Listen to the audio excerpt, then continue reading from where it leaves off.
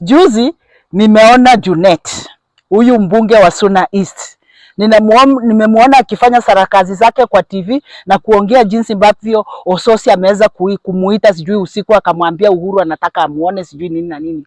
Junet, nataka ujue kwamba we know exactly what you did. We know that if there is anybody mwenye ameuza baba akiwa hai na mpaka sasa anamuuza akiwa kaburini, Junet, you are number one.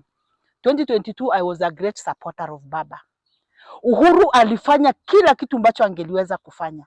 Little did Uhuru know that you who are the chief agent of Raila ulikuwa umenunuliwa that time.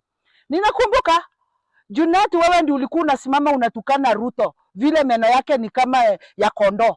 Kumbe ulikuwa umejifunika tu ngozi ya kondoo, hapa mnyuma ni umbwa mwitu. Tunajua Junet, baba aje afe bila kupita 2022. You played a crucial role. Ulipatiwa pesa zote za agents. Tell me which agent was paid.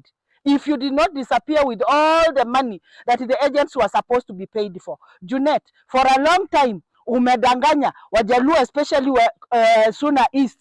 Ukiwaambia kwamba baba akija kiinua mkono wewe ndio unapelekwa. This time round, watu wamefunguka macho.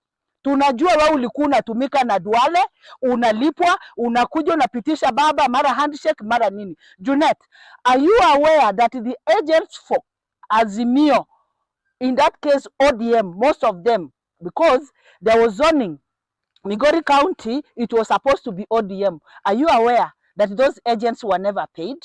Are you aware that the agents did not even have food? Walikuwa wanakula mabaki ya watu wa UDA, yale mabaki wamekula ya mabaki ndio walikuwa wanapatia agents wa Raila. And on that case, agents wakawa wameenda ile go slow, and so voting was never there was no accountability. So